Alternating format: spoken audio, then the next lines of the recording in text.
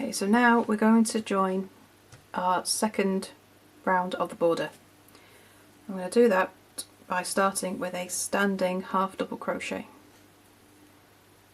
So we're sticking with the 3.5mm hook, and you can join in any stitch of the first round of the border.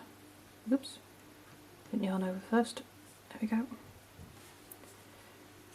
So it doesn't matter which stitch you join into as long as it's in that first round of our border.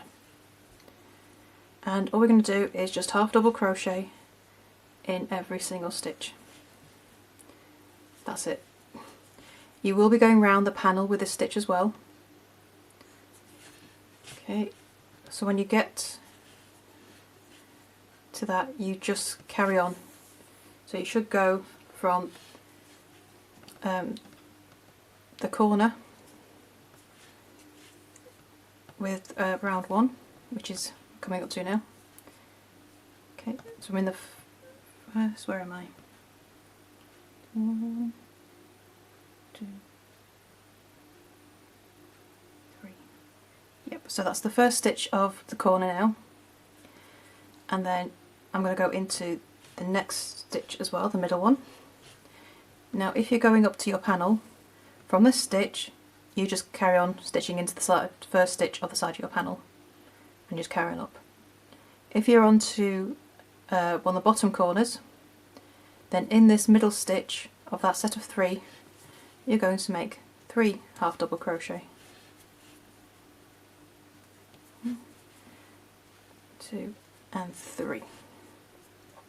So you will do this set of 3 on the bottom corners and at the top of your panel as well, once you're turning in the corner of your panel. But otherwise you're just going to half double crochet in every single stitch. And that is all there is to this round of the border. So carry on that all the way round, and once you get back to the beginning you're going to slip stitch into your first half double crochet. And then we can start round 3, which is the really pretty swirling candy cane type border. Okay, so the next part of the border, I love this border, I think it's absolutely stunning. So we're going to be doing it in 3 colours. So you can join it into any stitch of that second row. Oops, no. Join with a standing single crochet. Okay. So this can get a bit fiddly because your balls of yarn can get tangled. So every now and again you're going to have to stop and detangle. Okay, so join with a standing single crochet and chain 5.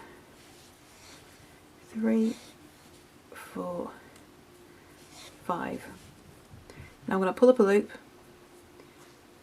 and drop it. And then I'm going to bring in my second colour. And I'm going to join that with a standing single crochet in the next stitch.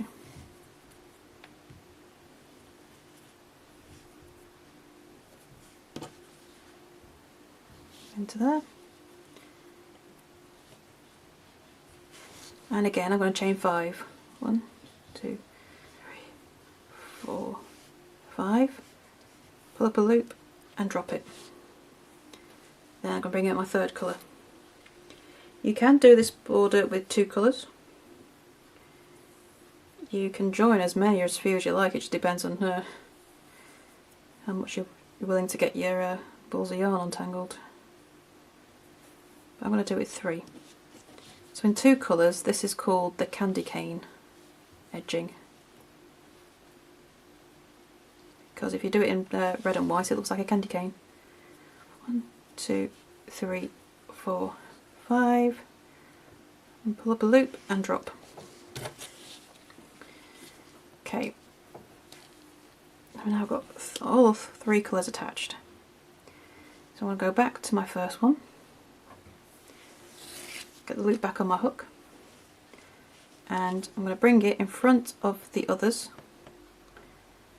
go into the next stitch along, chain 1, then chain 5, 2, 3, 4, 5, So this looks absolutely brilliant when it's done. Takes a little bit of organisation, but it is essentially just chain 5 and single crochet in the next stitch. It's just like you're switching between different yarns. Oops. Single crochet, 1, 2, 3, 4, 5, pull up a loop and drop. So you can see it's starting to wind around each other. So back to the third colour, put it tight, move those two out of the way,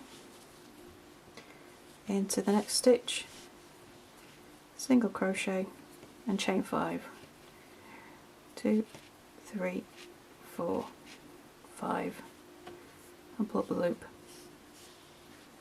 You see how they're twining around each other? It really does look stunning when it's all done. And you just carry on like that around your entire blanket. Just make sure you work in front of the yarns that you've dropped. You don't need to do anything special for the corners, you just carry on round. 1, 2, 3, 4, 5, and pull up a loop and drop. Go back to the next colour, and then you just carry on this all the way around.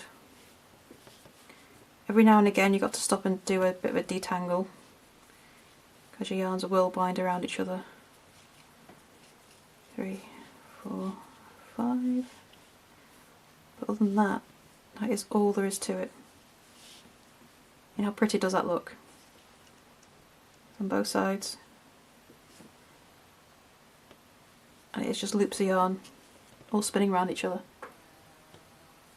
And that goes all the way around your blanket until we get to the end. And that is the border. And once those 3 rows are on and your ends are weaved in, that is the entire cowl done. So what does the entire blanket look like together?